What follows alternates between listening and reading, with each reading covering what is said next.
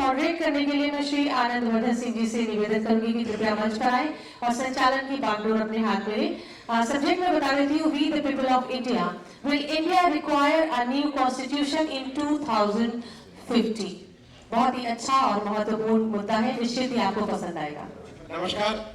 अब ये इस सेशन का इसके बाद एक मकरंद जी का एक टॉक है विद विवेक जी के साथ, उनकी बुक है विवेकानंद, और उसके बाद एक सुंदर नृत्य है। उससे पहले हम लोग एक थोड़ी सी बात कर लें, क्योंकि कॉन्स्टिट्यूशन का सब ये जब बात आई तो कई लोगों को लगा कि ये क्या है। उस पर्सपेक्टिव को मैं थोड़ा ऑडियंस को बता दूं कि किस पर्सपेक्टिव में हम लोग बात करना चाह रहे हैं। हिंदुस्तान का कॉन्स्टिट्यूशन 1950 में आपने उसमें आया, और 1950 से पिछले 70 साल में हिंदुस्तान में इस कॉन्स्टिट्यूशन में 104 अमेंडमेंट और 124 अमेंडमेंट बिल, उस पर हम लोग थोड़ी सी बात करेंगे बाद में। और इसी के साथ एक दूसरा कॉन्स्टिट्यूशन जो लिखा हुआ कॉन्स्टिट्यूशन है अमेरिका का 1789, और पिछले 230 साल में उसमें केवल 27 अमेंडमेंट हुए। तो अगर उस क्योंकि ये था कि ये आप 250 क्यों बोल रहे हैं, तो 250 में 100 साल हो जाएंगे कॉन्स्टिट्यूशन को, और पिछले 70 साल में अगर 104, तो इस रफ्तार से करीब 150 कॉन्स्टिट्यूशन के अमेंडमेंट हो चुके होंगे, अमेंडमेंट और ज्यादा। और अमेरिका में पिछले 230 साल में 27 अमेंडमेंट हुए। और वो मैं इसलिए ये बता रहा हूँ फिगर कि ये जनरली लोगों को लगता है कि नहीं ये तो कॉन्स्टिट्यूशन अमेंडमेंट रोजमर्रा का काम है। तो सबसे पहले मैं इस पैनल से, क्योंकि प्रशांत जी हम सब लोगों की बात को समराइज करेंगे, मैं सबसे पहले डॉक्टर साहब आपसे, किरण जोशी साहब से बात करना चाहूंगा कि how you feel, because you have worked and you have worked in this constitution, what is the need of so many constitutional amendment? Is there any need, or it is the political process, or it is the political will, or it is the political system? What? Why we need so many amendments? I think actually there's a question which is even inside this question. The question says that will we require another constitution by 2020? बेटा एक minute बात मत करो please. And the question is that I suspect is what is there in many minds. Will there be another constitution? Will there be another constitution? I was really a student of history. I'm studying law, I studied the constitution of India, but I'm very student of history and thankfully not of astrology. So it's easy to predict the past, as they say. India, it took a long time for people to make this constitution between 1947 and 1950. And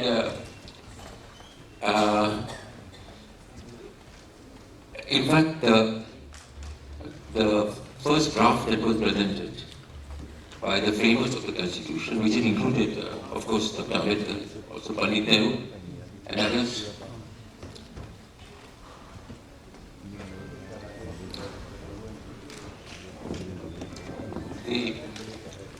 the first draft itself was amended, if I remember right, over 2,000, with over 2,000 suggestions.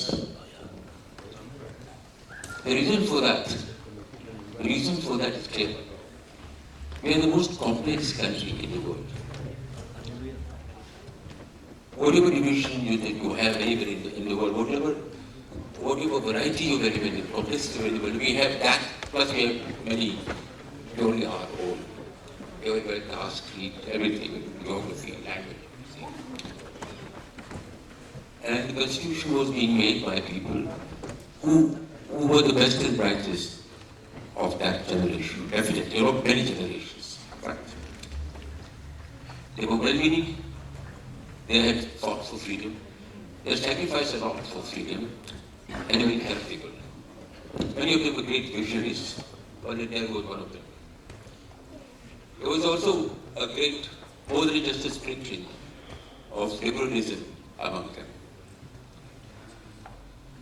Now, at the same time, they also recognized that India had opened a new chapter in its life. It would have been a difficult task. Pandit Nehru was very fond of beginning his speeches, often in the parliament. I joined the diplomatic service with Pandit Nehru, was the foreign minister as well as the Prime Minister of India. I know with what great care he worked on building up institutions, because it's a great question also. And he used to begin his speeches many times by saying, हम बहुत दूर से आए हैं और बहुत दूर जाना है. We have this with us. We have that even now. बहुत दूर जाए. We have become a very strong society now. We have progressed a lot over the years, certainly, but we still have a very, very long way to go. And to go to that length, we require to take everybody with us. In the morning, I had occasion to say that we are a rainbow society. We have to remain a rainbow society and continue like that. And therefore, we require a system of constantly amending it. Very rarely have the amendment has been abused, the process has been abused. We constantly amend it so that we can keep everybody with us as we progress. Ms. Doshi, I somehow don't agree to what you said, because I as a citizen don't understand. Whatever you logic to say everyone to take along, America is also taking everyone along with them. So where is the problem? They in 230 years, they have made 27 amendments. That is a very basic question which I am asking. And हम इस सोचने की हमारी diversity है, they are also diverse, और वो दुनिया की सबसे बड़ी ताकत हुए इस 230 साल में. तो मैं इस पे के बाद पांडे साहब से पूछूंगा, क्योंकि जुडिशरी का भी एक चेहरा है और आज पॉलिटिकली कॉन्शियस भी. तो इस पे आपको कहाँ पे हम लोग की सही है, गलत है, और मैं प्रेडिक्शन करने के लिए नहीं बोल रहा हूँ, मैं हिस्ट्री को समझने के लिए आपसे पूछ रहा हूँ. अरे पहले तो मैं आपको बहुत धन्यवाद दूंगा कि इस और दिन कनक्लेव में जहाँ आपने culture, literature, dance, music, film, उसमें इतने अंत में सबसे इतना अपना ड्राई सब्जेक्ट रखा कि dry made is very very very interesting. अभी ये सवाल उठे, जो आपका सवाल है ना, उसका जवाब मैं दो उदाहरणों से. पहला ये कि जब ये कॉन्स्टिट्यूएंट असेंबली में सभी जानते हैं कि 26 नवंबर 1950 को कॉन्स्टिट्यूएंट असेंबली में जब रेजोल्यूशन आया, सारे बहस हुआ, आपने 2,500 अमेंडमेंट 7,000 अमेंडमेंट प्रपोज किए गए थे, जिसमें कि 2,500 अमेंडमेंट मोशन हुई उस कॉन्स्टिट्यूशन. तो इतनी डाइवर्सिटी 7,500 हालांकि उस असेंबली में 3 साल तक वो कॉन्स्टिट्यूएंट असेंबली में बहस करी. वो कहते हैं कि करीब 60-70 हजार विजिटर्स आए थे उस कॉन्स्टिट्यूएंट असेंबली के. आज पार्लियामेंट सुनने को जाता नहीं है, उसमें 60,000 से ज़्यादा विजिटर्स लोग आए थे उसमें इस कॉन्स्टिट्यूएंट डिबेट को सुनने के. उसमें राजेंद्र बाबू ने कहा, राजेंद्र शाह की कॉन्स्टिट्यूएंट असेंबली के चेयरमैन थे, अपने कंक्लूडिंग एड्रेस में उन्होंने तो बहुत सारी बातें कही, सारे फीचर अपने कॉन्स्टिट्यूएंट के हैं, लेकिन बाद में जो कहा उन्होंने वो बहुत रेलिवेंट था सवाल का जवाब.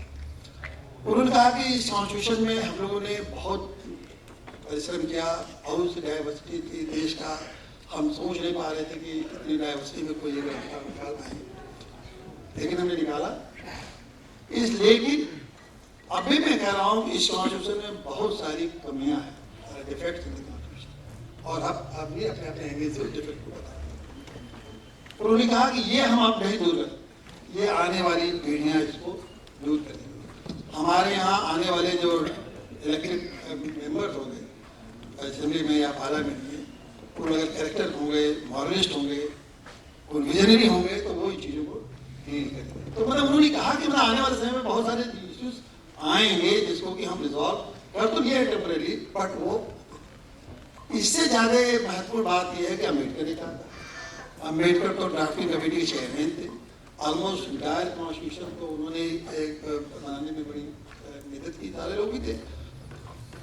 जब वो पार्लियामेंट, जब वो प्राइम मिनिस्टर थे, जब गवर्नमेंट नेहरू गवर्नमेंट थे, उन्होंने रिजाइन कर और 1953 में राज्यसभा में बयान दिया कि इस कॉन्स्टिट्यूशन को जला देना.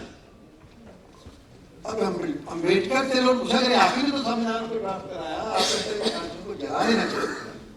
उन्होंने कहा ये कॉन्स्टिट्यूशन किसी की आकांक्षाओं को पूरा नहीं करता. कहीं मतलब न रहा होगा, हो सकता है उस डिबेट में उन्होंने किसी कंटेक्स्ट में कहा हो.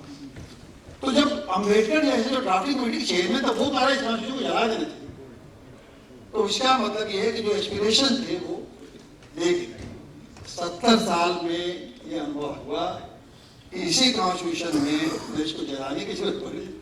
कम से कम 124 अमेंडमेंट से अगर आप लोगों ने इसको पूरा कर लिया फिर से ग्रेट अचीवमेंट, जलाया तो नहीं नंबर। दूसरा, इस कॉन्स्टिट्यूशन में बहुत सारी, देखिए देसी कॉन्स्टिट्यूशन थे, देश करीब करीब हर वॉक ऑफ लाइफ में फिजिकल डेवलपमेंट तो किया ही किया। लेकिन राजेंद्र प्रसाद ने उस समय कहा था अभी भी 2 चीजें हमारे सामने हैं जो बड़ी मुश्किल उस कॉन्स्टिट्यूशन अपने स्पीच में कहा था उन्होंने एड्रेस में।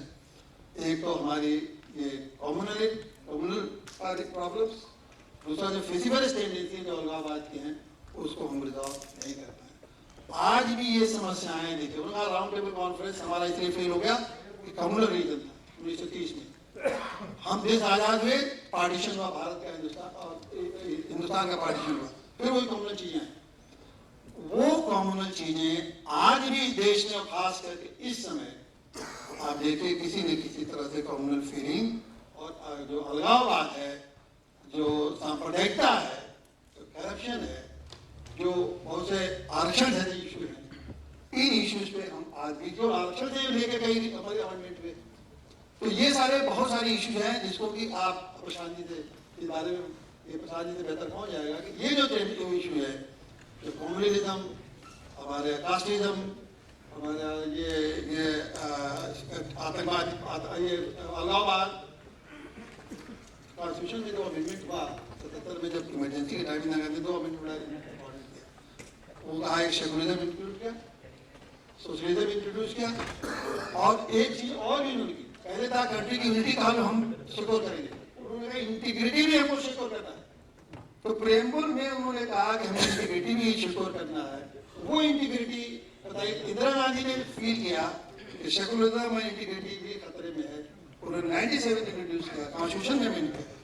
तो मैं समझता हूँ कि अभी भी देश में, तो आपने अच्छा सवाल उठा किया 2050 में नया संविधान, तो क्या नया संविधान बनाने की तो सुप्रीम कोर्ट ने रोक दिया है, क्योंकि उन्होंने कहा बेसिक स्ट्रक्चर में आप कोई अमेंडमेंट करेंगे नहीं तो नया तो बना नहीं सकते, और ये प्रॉब्लम अगर सॉल्व करना है तो कैसे करेंगे। तो मैं समझता हूँ कि ये जो अमेंडमेंट्स हैं, कॉन्सेंसस बड़े नए नया जनरेशन आ गया, 4 जनरेशन है, इसमें नए ढंग के जनरेशन आ गया। अब ये बहुत सही बात है, जैसे बात हो रहा है, पहली बार लोग संविधान को हाथ में लेके आंदोलन कर रहे हैं, ये तो अभूतपूर्व है ना। इसको अभूतपूर्व है कि ये संविधान को लेके पहली बार प्रियम्बल पढ़ा जा रहा है। बहुत सारे लोग हैं जिनको कि प्रियम्बल का पता नहीं होगा, हम बहुत सारे लोग पढ़े होंगे, लेकिन प्रियम्बल पढ़ा जा रहा है, तो ये आपको ये देखिए बहुत बड़ी चीज है। मैं एक मिनट यहाँ रुकूंगा, और मैं एक ऑडियंस को भी 1-2 चीजों पे, क्योंकि मैं जितना मुझे समझ में आया और मैं इसके लिए तैयारी कर रहा था, अमेरिका में जब 1789 में कॉन्स्टिट्यूशन आया तो उस 18वीं सदी जो बोलेंगे उसमें कुल 12 कॉन्स्टिट्यूशन अगर अमेंडमेंट हुए, 12। जो 19वीं सदी थी 1801 से 1900 के बीच में 4 अमेंडमेंट हुए, और जो 20वीं सदी थी मतलब 1901 से 2000 तक कुल 11 अमेंडमेंट हुए। एक और अमेंडमेंट हुआ, 12 हुए, तो उसमें आखिरी अमेंडमेंट बता दूं, वो 2002 साल बाद पास हुआ। 2200 साल बाद 1992 में द लास्ट अमेंडमेंट, जहां पे उनकी अपनी प्रिविलेजेस और सैलरी की बात थी, उस अमेरिकन ने उन्होंने वो पास किया। मैं सिर्फ इसलिए कह रहा हूं कि एक कॉन्स्टिट्यूशन एक देश में एक सदी में 11 पास होते हैं, तो मैं अभी भी मेरा उत्तर अभी भी वैसे अनुत्तरित है, और मैं प्रशांत जी से इस पे जरूर आग्रह करूंगा कि इसमें भी हम लोगों को एजुकेट करें कि ये हम लोग अल्लाहबाद है, हमारी समस्याएं, वो तो सबकी समस्याएं, अमेरिका की भी समस्याएं। जो आपने सवाल पूछा उसका तो आंसर सिंपल है, क्योंकि अमेरिका का कॉन्स्टिट्यूशन तो सिर्फ 15-16 आर्टिकल्स हैं उसमें, हिंदुस्तान का 10% से भी कम है हिंदुस्तान के संविधान से। तो हिंदुस्तान का संविधान बहुत डिटेल्ड है। उन्होंने जिसको हम लोग अपने कॉन्स्टिट्यूशन का बेसिक स्ट्रक्चर कहते हैं, वही उन्होंने अपना बेसिक स्ट्रक्चर ही कॉन्स्टिट्यूशन बना दिया है। तो क्योंकि हम लोगों ने इतना डिटेल उसमें डाल दिया कॉन्स्टिट्यूशन बेसिक स्ट्रक्चर के अलावा, तो इस वजह से भी इतने सारे अमेंडमेंट्स हुए। अब जो मेन सवाल आपने पूछा है कि क्या हम लोगों को 2050 तक नया संविधान बनाना होगा। जो बात दोषी जी ने बोली कि देखिए ये संविधान बहुत मेहनत से बहुत होशियार लोगों ने और उस समय जब जिनकी इंटेग्रिटी पर कोई सवाल उठाया नहीं जा सकता था, उन्होंने मिलकर बनाया। और इसका जो कम से कम बेसिक स्ट्रक्चर है, देखिए किसी भी संविधान में इम्प्रूवमेंट का स्कोप तो रहता ही है, लेकिन जो इसका बेसिक स्ट्रक्चर है वो ऑलमोस्ट परफेक्ट है। बेसिक स्ट्रक्चर क्या है? बेसिक स्ट्रक्चर में पहली बात ये कि हमने एक लोकतांत्रिक सिस्टम का गठन किया है जिसमें कि हर नागरिक को बराबर अधिकार है, किसी के खिलाफ भेदभाव नहीं किया जा सकता किसी भी आधार पर। दूसरा, हमने बहुत सारे मौलिक अधिकार उसमें लिख दिए और मौलिक अधिकारों में 3 तरह के महत्वपूर्ण अधिकार हैं। पहला तो ये कि किसी के खिलाफ भेदभाव नहीं हो सकता, आर्टिकल 14। आर्टिकल 19 में बहुत सारे हमारे सिविक राइट्स हैं, freedom of speech, freedom of association, freedom of movement, freedom of profession, बहुत ही महत्वपूर्ण अधिकार है। और तीसरा आर्टिकल 21 जिसमें right to life and liberty, और right to life and liberty को सुप्रीम कोर्ट ने बोल दिया कि उसका सिर्फ ये मतलब नहीं है कि एनिमल लाइफ या सिर्फ लिबर्टी का मतलब ये है कि जो भी कानून बने आपकी लिबर्टी छीनने का वो रीजनेबल होना चाहिए। दूसरा कि right to live with dignity होना चाहिए, जो भी चीज़ें जरूरी हैं for living a dignified life वो सब होनी चाहिए, मतलब कि खाना, पानी, education, health, basic health care वगैरह ये सब होना चाहिए। और इसमें दूसरी महत्वपूर्ण चीज़ ये है जो कई बार लोग भूल जाते हैं कि इसमें आर्टिकल 19 ही सिर्फ सिटीजन्स के लिए, 14 और 21 हर एक जने के लिए। जो लोग कई लोग कहते हैं ना कि ये जैसे सिटीजनशिप अमेंडमेंट एक्ट में कि हमने, अरे भाई हम तो कोई भेदभाव नहीं कर रहे, सिटीजन्स के लिए तो है ही नहीं है, तो बाहर के लोगों के लिए है। समझने के लिए बात करूं, 14 और 21 में जो भी यहाँ है हिंदुस्तान के अंदर वो उससे कवर हो रहा है। हाँ, और 19 में केवल जो यहाँ का सिटीजन है वो कवर हो रहा है। ये फर्क है। मैं इसलिए कहता चल रहा हूँ कि इसकी बहुत सी चीजें हैं जो बहुत ज्यादा इस समय कंफ्यूजन है। इसका मतलब क्या है, इसका मतलब क्या है, तो वो इसलिए मैं समझा रहा हूँ कि सरकार की तरफ से तक दिया जा रहा है कि भाई सिटीजनशिप अमेंडमेंट एक्ट कोई सिटीजन्स के बीच में तो भेदभाव कर नहीं रहा, क्योंकि ये तो नॉन सिटीजन्स को सिटीजनशिप देने की बात कर रहा है। लेकिन नॉन सिटीजन्स जो हिंदुस्तान में हैं, चाहे वो रेफ्यूजी चीन के हों, तिब्बत के हों, श्रीलंका के हों, कहीं और के हों, उनके खिलाफ आप भेदभाव नहीं कर सकते। आप धर्म के आधार पर भेदभाव नहीं कर सकते। आप ये नहीं कह सकते कि भाई हम बाकी धर्म के लोगों को तो सिटीजनशिप देंगे, मुस्लिम्स को नहीं देंगे। तो ये बात समझने की है कि खास सोच कर ये कहा गया कि आर्टिकल 14 और 21 कि जो भेदभाव नहीं कर सकते, और राइट टू लाइफ, यानी रेफ्यूजीज का भी राइट टू लाइफ यहाँ प्रोटेक्टेड है। तो वो सबके लिए दिया गया। सिर्फ सिविक राइट्स जो हैं, freedom of speech, freedom of movement, freedom of association, freedom of protest, ये सब राइट्स जो हैं ये सिटीजन्स के लिए रिस्ट्रिक्ट करेगा। तो एक तो ये हुआ मूल आधार। फिर ये हुआ कि बहुत सारे इंस्टीट्यूशंस बनाए गए हैं इन राइट्स को प्रोटेक्ट करने के लिए। डेमोक्रेसी को प्रोटेक्ट करने के लिए एक इलेक्शन कमीशन बना है, और खैर जुडिशरी तो है ही है सबके ऊपर एक तरह से। फिर फंडामेंटल राइट्स को प्रोटेक्ट करने के लिए जुडिशरी बनी है, हाई कोर्ट, सुप्रीम कोर्ट वगैरह। और कुछ इंस्टीट्यूशंस और बनाए गए हैं, जैसे अपने देश के पैसों को प्रोटेक्ट करने के लिए, जैसे कंट्रोलर एंड ऑडिटर जनरल। वो संविधान में नहीं है, वो एक अलग एक्ट से है, लेकिन वो भी एक बहुत इम्पोर्टेंट होगा। उसके अलावा सेक्युलरिज्म क्योंकि आप भेदभाव नहीं कर सकते धर्म के आधार पर, तो सेकुलरिज्म को बेसिक स्ट्रक्चर माना गया है संविधान का।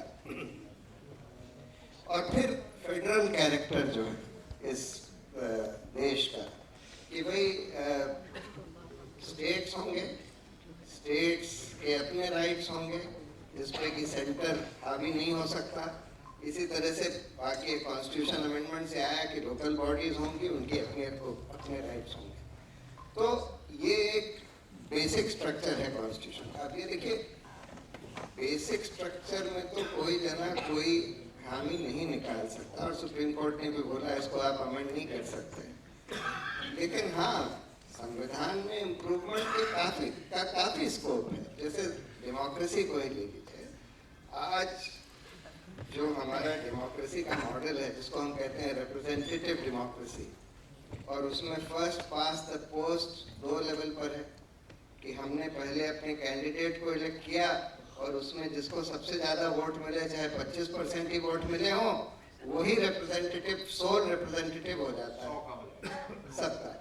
फिर जब सरकार बनेगी तो जिसकी मेजॉरिटी है उसी की सरकार होगी। जो ऑपोजिशन, चाहे 49% एमपीज ऑपोजिशन में हो, उनका कोई से नहीं होगा सरकार चलाने में।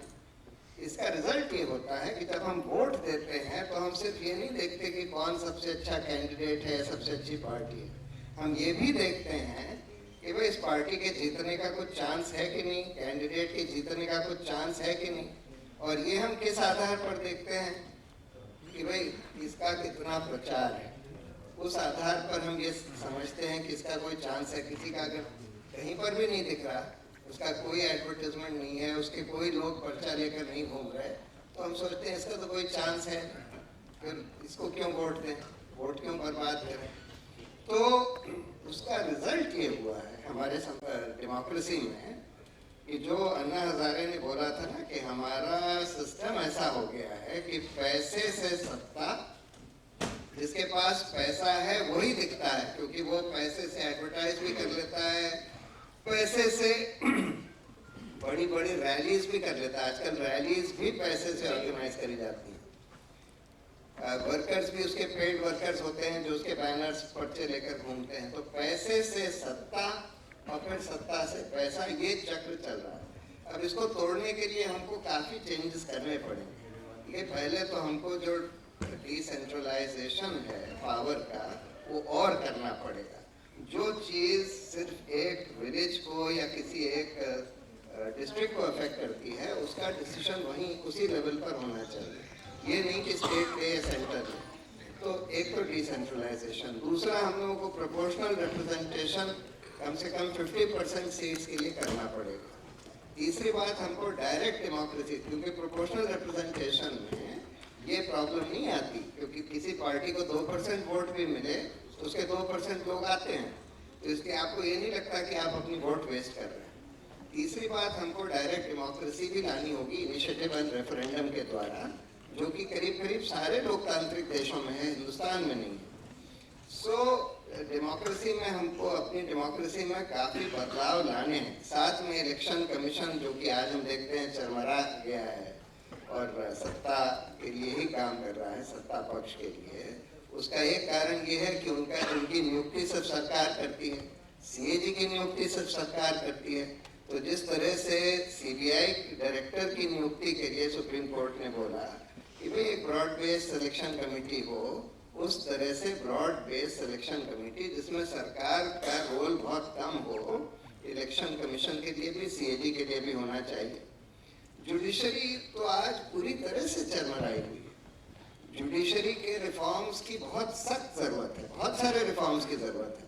जैसे जुडिशियल अपॉइंटमेंट्स पहले सरकार के हाथ में थे, अब जुडिशरी के हाथ में है, लेकिन दोनों में कोई ट्रांसपेरेंसी नहीं है, कोई पारदर्शिता नहीं है, खूब नेपोटिज्म रहा। उसमें वो सरकारी लोग आते थे, अब जजों के बेटे भतीजे भांजे आते हैं। तो इसका और कोई पारदर्शिता नहीं, बिल्कुल, मतलब आपको पता भी नहीं लगता कि कौन जज बनने वाला है जब तक वो जज, उसका नोटिफिकेशन ना आ जाए। तरह तरह के लोग, एकदम 10 लोग जज बन जाते हैं इस प्रोसेस में। तो देखो देखो हमको जुडिशियल अपॉइंटमेंट्स के लिए एक बिल्कुल फुल टाइम इंडिपेंडेंट बॉडी ना तो जजों के हाथ में होना चाहिए ना गवर्नमेंट के हाथ में होना चाहिए, एक बिल्कुल फुल टाइम इंडिपेंडेंट बॉडी हो जो बिल्कुल पारदर्शिता से काम करे। जुडिशियल अकाउंटेबिलिटी का कोई मैकेनिज्म नहीं है। मतलब आज तो जज लोग छाती ठोक के कहते हैं कि हाँ मैं घूस लूंगा, तुम क्या कर सकते हो? मतलब क्या कर सकते हो? इम्पीचमेंट करिए तो सरकार क्योंकि उनको जजों को अपने गिरफ्त में रखना चाहती है, अपनी मुट्ठी में रखना चाहती है, उनको तो सूट करता है कि जज करप्ट है, उससे उनको ब्लैकमेल करते हैं। तो इसलिए सरकार तो कोई एक्शन लेती नहीं। और जब कोई आप इम्पीचमेंट भी करने की कोशिश करें, जैसे दीपक मिश्रा के केस में देखा, तो उसमें सरकार प्रोटेक्ट कर लेती है क्योंकि वो चाहती है कि करप्ट आदमी बना रहे वहाँ।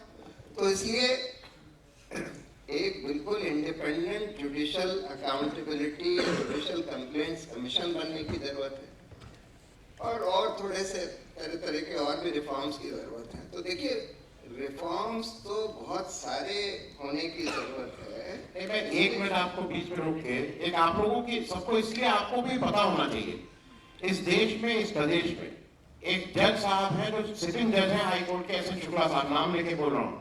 उनको 2 चीफ जस्टिस ने कहा है कि इनके बेईमान है और इनको यहाँ से हटाओ, उनसे इस्तीफा मांगा है। हमारे यहाँ के एस एन शुक्ला साहब वो बैठे हुए हैं और उनको पाया जुडिशियल ऑर्डर कहा गया इनको काम मत दो। पिछले 1.5 साल से वो कोई काम नहीं दिया जा रहा है और वो बैठे हुए हैं और मालूम नहीं भाई हमारे आपके घर में हमारी पत्नी है, वो मेड 2 दिन नहीं आती और तीसरे दिन निकाल बाहर करती है। तो मैं ये नहीं कहूंगा कि किसी को मेड जैसा वो मिले, लेकिन इस देश का नहीं चीफ जस्टिस 2 बार लिख रहा है कि इनको हटाइए, सीबीआई इंक्वायरी हो रही है और उसके बाद भी वो साहब उस कुर्सी पे जड़े हुए हैं, सारे वो पर्क्यूजल्स ले रहे हैं, सारे पर्स ले रहे हैं। तो इसमें भी मैं जरा आप लोगों से समझना चाहूंगा क्योंकि आप लोग एक चीज बस हाँ इसमें भी लेकिन कुछ मैं आपसे समझना चाहूंगा। वो तो ठीक है, देखिए क्योंकि कोई सिस्टम नहीं है सिवाय इम्पीचमेंट के, और इम्पीचमेंट पॉलिटिशियंस के हाथ में होता है। आप 100 MP से साइन कराइए इम्पीचमेंट मोशन और आखिर में वोटिंग फिर से पार्लियामेंट में होती है। इसलिए हम लोग तो शुरू से ये कह रहे हैं कि आप एक इंडिपेंडेंट जुडिशियल कंप्लेंट्स अथॉरिटी बना दीजिए जो कि काफ़ी हाई पावर्ड हो और उसमें उसका भी सिलेक्शन बिल्कुल ब्रॉड बेस्ड तरीके से हो और उनको कंप्लेंट भेजी जाए और वो लोग फिर देख के जो भी इन्वेस्टिगेशन कराना हो करा के फिर फाइनली जो जज का अगर रिमूवल हो तो वो लोग रिमूवल ऑर्डर कर सके। पार्लियामेंट में जाने की जरूरत नहीं होनी चाहिए। फिर एक ये जो गवर्नर्स का रोल है ना, ये तो बिल्कुल पॉलिटिकल अपॉइंटमेंट्स होते हैं और बिल्कुल रूलिंग पार्टी के लिए काम करते हैं, रोज हम देख रहे हैं। वो तो बिल्कुल मतलब कोई छुपाते भी नहीं, कायदे से तो उनको न्यूट्रल होना चाहिए। तो इसलिए इसमें भी एक रिफॉर्म की जरूरत है कि गवर्नर्स ऐसे पॉलिटिकल पार्टी के गवर्नमेंट के अपॉइंटीज नहीं हो सकते, उनका भी अपॉइंटमेंट एक बिल्कुल न्यूट्रल तरीके से होना चाहिए और न्यूट्रल रहना चाहिए। इसी तरह से स्पीकर्स जो होते हैं पार्लियामेंट के या असेंबली के, वो भी बिल्कुल पार्टिजन होते हैं, पार्टी के ही होते हैं, वो भी न्यूट्रल रहने का उसका भी सिस्टम हम लोगों को बदलना पड़ेगा।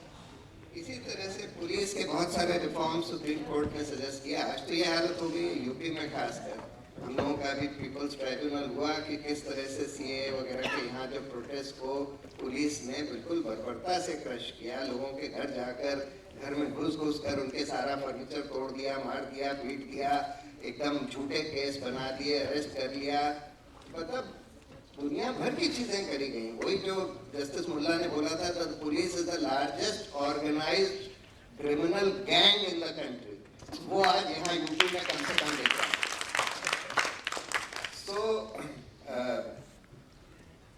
पुलिस के रिफॉर्म सुप्रीम कोर्ट ने बहुत सारे बोले थे, 2006 में कोई करे नहीं गए, करने की जरूरत है। मीडिया की हालत इतनी खराब हो गई है, मीडिया में भी काफी रिफॉर्म्स की जरूरत है। प्रॉपर एक ये प्रेस काउंसिल तो बिल्कुल बोगस बॉडी है, एक मीडिया काउंसिल बननी चाहिए जो बिल्कुल इंडिपेंडेंट होनी चाहिए, जिनके पास पूरी पावर होनी चाहिए। ह्यूमन राइट्स कमीशन के पास भी कोई पावर नहीं है, उसको भी पावर्स मिलनी चाहिए। तो मतलब रिफॉर्म्स तो बहुत सारे होने की जरूरत है, लेकिन बेसिक स्ट्रक्चर जो है कॉन्स्टिट्यूशन का उसको कोई बदलने की जरूरत नहीं है। बिल्कुल ठीक है बेसिक स्ट्रक्चर। मैं इसमें एक बात और कर दूं, एक जज साहब बैठे हुए हैं सीवी पांडे साहब, और ये इसलिए आज इनको इनकी इतने सामाजिक सरोकार से जुड़े हुए हैं, एक लांछन नहीं है पूरे कैरियर में, और शायद इसीलिए इनको कोई ऐसा पद नहीं मिला कि जो इनको, मतलब आज मुझे ऐसा लगता है कि भाई श्रीपाल में इतनी समस्याएं हैं इस प्रदेश की जिसको ये अपने महसूस करते हैं, ये देखते हैं, उसके लिए जितना इनसे हो सकता है ये दौड़ते हैं उसके लिए। लेकिन आज किसी को सीबी पाने की जरूरत नहीं है, क्योंकि ये जज जो है ये शायद उस तरह से नहीं बोले जैसा लोग चाहते हैं। एक ये भी कारण हो सकता है। मैं आपसे ये जानना चाहूंगा कि आपके जुडिशियल कैरियर के बाद आपने एक सामाजिक कैरियर शुरू किया है, ज्यादा सुहाना कौन सा था, ज्यादा दिक्कतें कहाँ? मैंने तो 87 में 40 साल किताब लिखा है, और उसमें लिखा कि जुडिशरी की दिक्कत 27 में, उसके बाद 96 में फिर मैंने चीफ जस्टिस ऑफ इंडिया उस समय थे, उनके खिलाफ मैंने प्रेस में गए। आपको आश्चर्य होगा कि मैं प्रेस में चीफ जस्टिस ऑफ इंडिया के खिलाफ सिर्फ स्टेटमेंट दिया, उसके बाद रिजाइन छोड़ दिया नौकरी। मैं कहा मैं मुझे नौकरी नहीं, गवर्नमेंट में हाई कोर्ट ने सिर्फ स्टेटमेंट था, nothing I did nothing against the chief justice of India, न मैंने उनको मारा न पीटा कुछ किया। हाई कोर्ट ने instead of accepting my resignation they terminated me from the service. This is how the judiciary works if you speak against the system. खैर हमें तो करना ही नहीं था नौकरी, इसलिए मुझे उसकी परवाह नहीं, I did not face the inquiry committee, I did not bother to go to before the inquiry committee. कोई गलत नहीं। देखिए ये किस सब की बात है? 96 की बात, उस 96 के बाद फिर पांडे जी, संदीप पांडे जी, हम लोग बहुत लगे हुए देश को कुछ बदल जाए, बिगड़ जाए, प्रशांत जी से भी मुलाकात हुई, उन्होंने कहा कुछ बदल जाए, लेकिन ये नहीं, हम ऐसे कहा कि फिर जीतने वाले को वो जीते हैं, दूसरी पूरा साधन सुविधा वाले को जिसके पास रहेगा, पीपुल आर आल्सो ओके। एक बात और देखिए, ये जो सिस्टम है ना, ये दिक्कत ये है कि घूम फिर के आ जाता है वो पॉलिटिकल लोगों के हाथ। जैसे हम कोई भी इंडिपेंडेंट एजेंसी बनाएंगे, अभी सारे लोगों को पता भी नहीं होगा, लोकपाल के लिए इतना बड़ा आंदोलन हुआ, आप उसमें पार्टिसिपेट किए, लोकपाल बन गया, क्या किसी को पता ही कौन लोकपाल है भारत का? बताइए, किसी को हाथ उठाइए, किसी को पता है? सच ए इंपॉर्टेंट इंस्टीट्यूशन अभी रूल्स नहीं बना, अपॉइंटमेंट हो गया, उनको अशोका होटल में मिल गया कमरे, उसका ठुका में लोकपाल बैठ रहे, लेकिन अशोका होटल के एंजॉय कर रहे हैं लोकपाल महोदय, लेकिन शायद ही किसी को पता हो कि लोकपाल क्या कर रहे हैं, कैसे हम प्रोसेस अभी एक भी केस नहीं।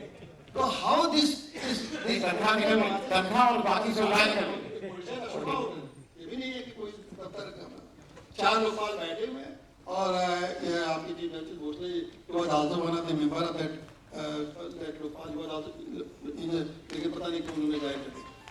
तो ये इंस्टीट्यूशन का, ये इंस्टीट्यूशन को चलाने वाले जो पॉलिटिकल बासेज हैं उनको कैसे करेक्ट करें, और उनको करेक्ट करने के लिए हम लोग तमाम लोग कोशिश कर रहे हैं। वो पॉलिटिकल वो पॉलिटिक्स से ही जाएगा, और पॉलिटिक्स से ही है कि हम भी एक नैतिक पार्टी बना के चला रहे हैं, आप भी सोशली पॉलिटिकली हर तरह से एक्टिव है, पांडे जी भी एक्टिव है, संदीप पांडे, लेकिन हम लोगों को ताकत हम लोगों को ताकत देना नहीं आती, इसलिए हमारी पॉलिटिकल पावर नहीं बन पाया, इसलिए रिफॉर्म नहीं हो पाया। आपकी बात को मैं सेकंड करते हुए कह रहा हूँ, क्योंकि मैं 96 इसलिए पूछा कि 24 साल के सफर में सारी पार्टी की सरकार आई थी, वो ये कहे कि नहीं एक ही थे, ये नहीं थे, सब तरह के आए, सर्वजन, बहुजन, हरिजन, सब तरह के लोग आए, लेकिन अगर एक आदमी जिसको जो एक्टिव है उसको अगर कुछ नहीं मिला, तो इसका मतलब सारी चीजें वहीं से हैं।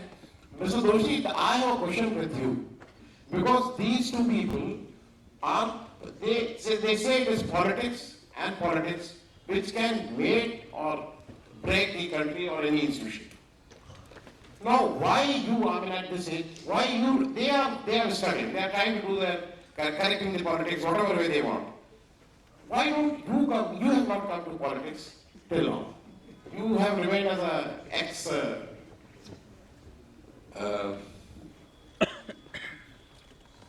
Khrushchev visited Egypt once.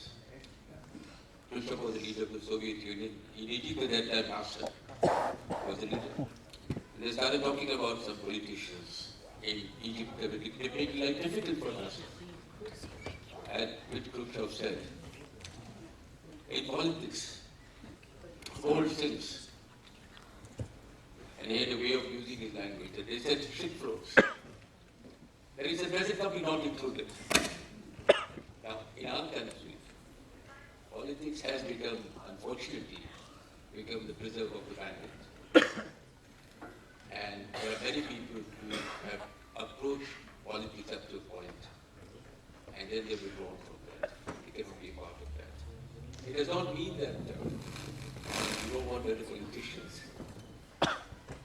The system itself will create better politicians as time goes. I think we have made, it's very difficult, we have to make haste, but we have to make haste slowly. I think what Bhushan said, I really agree with all the points of where we need to carry on improvements. But it's difficult to make improvements in a hurry in our country. There's too many systemic problems that we have. Problems are poor governance, problems are poor cultural habits we have, terrible cultural habits we have, and problems are poor. Sir, can you hold the mic closer, please? And problems are poor, poor governance we have poor cultural habits, many of them, like nepotism is one of them. And we have very poor educational system. I worked for education, for a large education system for many years after I retired from the Foreign Service. And I realized that not more than 4 or 5% of Indians are getting educated even in a limited sense. The balance is to be carried by these 4 or 5%. It's a very difficult system. Yet, democracy of the sort we have is the best system that I think of in a country like ours. You can't think of any other system to be better. And I'm much happier to be an Indian in India than to be Chinese in China. So we have a lot of darkness in the country, but we have millions of people who like the candle. I'm very optimistic therefore. I'm optimistic about our country. I think we will have a better future. In many ways we are far better than we were before. But it's not going to be any. And certainly changing the constitution is going to help us. Before I take questions, एक और statistics आपको सिर्फ इसलिए कि आपको थोड़ा समझ के और अगर वैसे देखें हिंदुस्तान में जितने कॉन्स्टिट्यूशन अमेंडमेंट हुए उसमें जवाहरलाल नेहरू जी के ज़माने में 17, उनके 14 वर्ष के कैरियर में, लाल बहादुर शास्त्री जी के ज़माने में 3, इंदिरा गांधी जी के ज़माने में दोनों के वो मिला के 29, मोरारजी देसाई 2, राजीव गांधी जी 10, वीपी सिंह साहब 7, नरसिम्हा राव साहब 10, अटल बिहारी वाजपेयी जी 14, मनमोहन सिंह साहब 10 साल में केवल 6 और नरेंद्र मोदी साहब अभी तक 6 साल 5.5 साल में 6। मैं सिर्फ ये इसको आपको इसलिए दे रहा हूँ कि आप लोग कहीं सोचिए कि कोई 29 अमेंडमेंट कर रहा है, कोई कुछ कर रहा है। शुरू के अमेंडमेंट में मान सकता हूँ कि कॉन्स्टिट्यूशन नया बना और शायद इम्प्लीमेंट जब कल हम अपना पहला कर रहे थे सेशन तो मुझे शुरू में थोड़ा देरी लगी थी, वो माइक नहीं चल रहा था, लाइट नहीं चल रही थी, लेकिन एक बार जब चल गया 10-5 साल। अब क्वेश्चन में आप लोगों से, क्योंकि ये इतना अच्छा वो है स्पीकर हमारे साथ, कोई अगर कोई क्वेश्चन पूछना चाहे। प्रशांत जी, आपने कहा कि सिस्टम कोलैप्स है, कैग, इलेक्शन कमीशन, ये सिद्ध है 30-40 साल से गवर्नमेंट के पॉइंट ऑफ व्यू से कोलैप्स है। इसमें जनता कितनी दोषी अगर है? अगर आप कहते हैं नहीं तो क्यों? क्योंकि हम लोग भी दोषी हैं। अगर ये नहीं होता तो अन्ना जी कभी भी आरटीआई नहीं ला पाते और लोकपाल जो हम लोग इतना जानते हैं। जनता भी दोषी है क्योंकि देखिए जैसे कहते हैं ना, vigilance is the price of liberty. तो जनता अगर और ज्यादा विजिलेंट होती, अगर जब इलेक्शन कमीशन कुछ गड़बड़ करता है कि मॉडल कोड ऑफ कॉन्डक्ट की धज्जियां उड़ाई जा रही हैं, कुछ नहीं करता, या जुडिशरी जब फेल होती है, जैसे आज दिख रहा है कि भाई आज या यूपी में ये सब हो गया, हाई कोर्ट ने तो किया, सुप्रीम कोर्ट ने कुछ नहीं किया, जामिया में, जेएनयू में, सब जगह इतना सब हो गया, कुछ नहीं किया। तब अगर लोग आवाज उठाएं, जो कि अब उठा रहे हैं, तो मुझे तो लगता है कि सुप्रीम कोर्ट के सामने अब प्रदर्शन होने चाहिए लोगों के, तब उनको फील होता है, उसका प्रेशर फील होता है।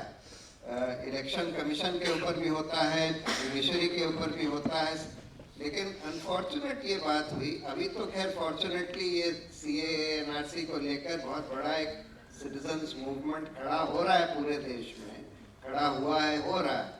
लेकिन इससे पहले बहुत दिन तक जनता बिल्कुल शांत थी। गवर्नमेंट के लिए को तो सूट करता है अगर इंस्टीट्यूशंस काम ना करें। इंस्टीट्यूशंस तो गवर्नमेंट को ही रेगुलेट करने के लिए होते हैं ना, गवर्नमेंट। तो अगर सुप्रीम कोर्ट काम ना करे, सुप्रीम कोर्ट गायब हो जाए, तो गवर्नमेंट को सबसे ज्यादा सूट करता है। वो तो उनको अफीम पिला के सुला देंगे आराम से। वो तो यही चाहते हैं कि अफीम पीकर सोते रहें, कुछ ना करें। तो जनता का काम है नजर रखना, आवाज उठाना, और ये सब कुछ सालों से बंद हो गया था। अब फिर से उसके आसार दिख रहे हैं कि शुरू हो रहा है, और ये होना चाहिए, तभी ये सब सुधर पाएगा। हाँ वो आ रहा है ना, मैं क्या मैं श्री पांडे साहब से पूछना, जब सारी पार्टियां करप्ट हैं और वो जो भी चीफ मिनिस्टर होता है अपनी पार्टी का ही काम करता है और जनता को भूल जाता है, इसमें सुधार कैसे किया जा सकता है? क्योंकि आपकी भी नैतिक पार्टी है, और नैतिक पार्टी किस तरह से इन विचारों से बचेगी और कैसे जनता को जागरूक करेगी? सवाल बचने का नहीं है। पार्टियां जो अपने अपने सिद्धांतों पर जो बनी है वो चल रही है, लेकिन सवाल ये है कि कैसे उनका वोट का प्रबंधन करें, कैसे उनका सपोर्ट लें, ये सवाल। और वोट का प्रबंधन या उनका सपोर्ट लेना, ये सब साधनों पर डिपेंड करता है। जैसे अगर हम अच्छे ढंग से प्रचार न करें, अगर मीडिया किसी भी, आज तो देख रहे हैं मीडिया पर सवाल उठ रहे हैं, किसी भी कितना भी अच्छा विचार हो आपके पास, वो शायद ही कभी कोई दिखाने को उनको कोई गर्ज ही नहीं है, क्यों दिखाएंगे? वो सब एक तरह से स्पॉन्सर्ड मीडिया है। तो अब स्पॉन्सर्ड मीडिया में कोई थॉट, कोई नई पोलिटिकल पार्टी, और खास करके जिनके पास रिसोर्सेज नहीं है। एक जस्टिस, ये आजकल सबसे बड़ा ये भी चल रहा है कि जो ये बड़ी पोलिटिकल पार्टी के सक्सेस के रीजन ये भी है कि आपने सबको आरक्षण कर दिया उनके सिंबल। अब वो बड़ी पोलिटिकल पार्टी के सिंबल आरक्षण कर दिया, छोटी पोलिटिकल पार्टी के हर साल सिंबल बदला देते। मेरी पोलिटिकल पार्टी बनी 2010 में, पर 4 इलेक्शन लड़ा और चारों बार 4 झाड़ू से पहले लड़ा, चला गया हाथ से। फिर हॉकी बॉल से आया, वो भी मेरे हाथ से निकल गया। फिर मैं कढ़ाई पर लड़ा, वो भी निकल गया। फिर 14 लड़ा, वो भी निकल गया। अब ये छोटी सी पोलिटिकल पार्टी 4 चुनाव लड़ी और 4 चुनाव जीती। कैन यू इमेजिन कि this is possible for two? और इसलिए जस्टिस चंद्रचूड़ साहब ने अपने डिसेंडिंग जजमेंट में दिया है कि सुप्रीम कोर्ट के जज हैं, उनको पता नहीं ये इलेक्शन कमीशन क्यों नहीं सुनता है, या और जजेस क्यों नहीं सुनते हैं। और जजेस तो बिल्कुल बड़ी पोलिटिकल पार्टी के फॉर्मेट, उन्होंने कहा भाई ये छोटी पार्टी है, वही तो किसी दिन ग्रो करेगी। आप हर पार्टी के सिंबल दीजिए, वो लड़ता रहे, किसी न किसी दिन वो सफल होगा। पहले जनसंघ, मुझे याद है कि ये भारतीय जनसंघ पार्टी थी, हम लोग बचपन में थे छोटे, तो ये दीपक जनसंघ नाम था। इनके लिए बचपन में कोई प्रत्याशी के टिकट नहीं मिलता, जिसको मर्जी वो जाके अपना चुनाव अपने को प्रत्याशी घोषित कर और लड़ते थे लोग। धीरे वो एक पोलिटिकल पार्टी में। अब बताइए, मेरा झाड़ू लेके केजरीवाल चमक गए, हम अपना झाड़ू और मैंने ही उसको प्रचारित, उस झाड़ू को मैंने ऐसे प्रचारित किया, इतने अच्छे ढंग से, पूरे कितना ज्यादा प्रचारित किया। हमने कहा भाई झाड़ू जो है संपन्नता का द्योतक है, झाड़ू हमारा एकता का द्योतक है, झाड़ू हमारे लिए शुभ है। ये दिवाली को झाड़ू से सफाई करते हैं, तब शुभ होता है। खूब प्रचार किया, और जैसे प्रचार मैंने किया तो वो उन्होंने ले लिया और उनको झाड़ू भूल गए। तो क्या करें हम लोग, बताइए? इसके लिए हम कह रहे जनता के लोग भी सोचिए, आप लोग कि भाई हम लोग को भी सपोर्ट करिए, ताकि हम लोग कम से कम अपनी आपकी सेवा करना हो तो हम ठीक है। और कोई क्वेश्चन है? What is your view of having a two-party system at the central level? Or a president. Like we have in various democracies, US and What about a presidential system? दो पार्टी सिस्टम होगा तो भाजपा और कांग्रेस के बीच में ही आपको choose करना पड़ेगा। वो तो ठीक नहीं है। I don't subscribe to that. But as I said, we need many reforms. Firstly, we need to have some proportional representation. We need to have some direct democracy. We need to have further decentralization of power so that the elections at the central level become less important. Local elections become more important because in local elections there is a greater chance, in smaller places there is a greater chance of the right people getting elected even if they do not have so much money. Money power becomes more important the larger the constituency and the larger the landscape. Thank you. Last question है आप answer. नमस्कार आप सभी को. Sir प्रशांत sir, आपसे मेरा question है. आपने इतने सारे रिफॉर्म्स की बात की, तो काफ़ी सालों से मेरे मन में प्रश्न चल रहा था, तो आज मन क्या पूछ लूँ.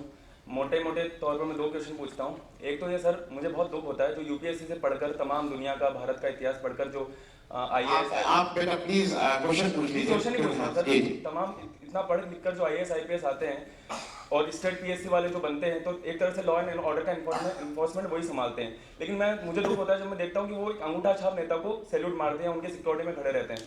एक मुझे वो देखकर दुख होता है.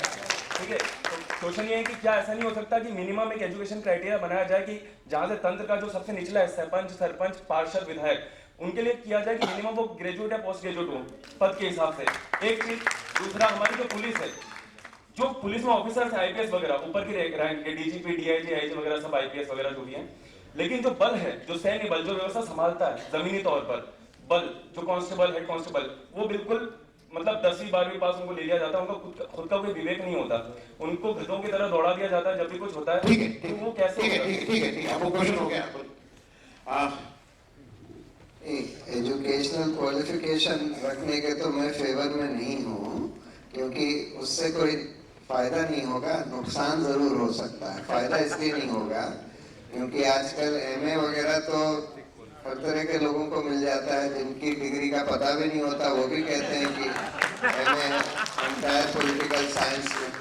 तो इसलिए वो कोई क्वालिफिकेशन नहीं है. हमारे समय में एलएलबी में लोग 2 दिन पहले कुंजी निकाल कर लाते थे और पास हो जाते थे. तो उत्तर पूरा हो जाने. दूसरी बात, उत्तर पूरा हो जाने. दूसरी बात जो तुमने दूसरा सवाल पूछा कि लोग आईएएस के ऑफिसर्स, पुलिस के ऑफिसर्स सैल्यूट करते हैं और उनके ऑर्डर्स, इलीगल ऑर्डर्स फॉलो करते हैं. इसी को खत्म करने के लिए सुप्रीम कोर्ट ने बहुत महत्वपूर्ण जजमेंट दोनों पुलिस रिफॉर्म्स और सिविल सर्विस रिफॉर्म्स के लिए दिए थे कि जिससे काफी इंसुलेशन हो जाए पुलिस का भी और सिविल सर्विसेज का भी पॉलिटिकल बॉसेस से, जिससे कि वो बगैर इससे इन्फ्लुएंस हुए. आज तो यही हो रहा है कि बिल्कुल इलीगल ऑर्डर्स फॉलो करे जा रहे हैं क्योंकि पूरी पुलिस और एडमिनिस्ट्रेशन बिल्कुल सरकार के, पॉलिटिकल सरकार के हाथ में है. जिसको चाहो ट्रांसफर कर दो, जिसको चाहो सस्पेंड कर दो. तो इसलिए इन लोगों को पता है कि भाई सरवाइव तो कर ही नहीं पाएंगे अगर पॉलिटिकल बॉसेस के इलीगल ऑर्डर्स ना फॉलो करें. मैं इस सत्र का मूल भावना ये थी कि आपके प्रश्नों का उत्तर ना मिले बल्कि आप प्रश्न पूछना शुरू कर दें. इसकी मूल भावना इस सत्र की ये थी कि कम से कम आप प्रश्न पूछना शुरू कर दें. स्पीकर्स को सम्मानित करने के लिए आनंद वर्धन सर से ही निवेदन करूंगी कि वे अपने हाथों से हमारे जो सूदी स्पीकर्स हैं उनको सम्मानित करें.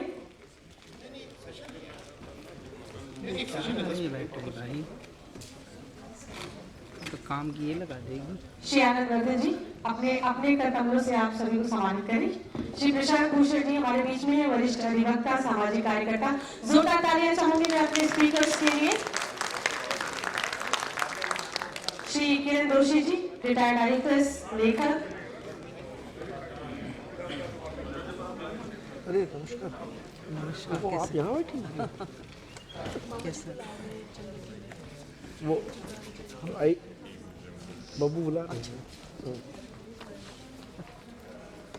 और श्री सीवी पाटिल जी हैं, भूतपूर्व जज.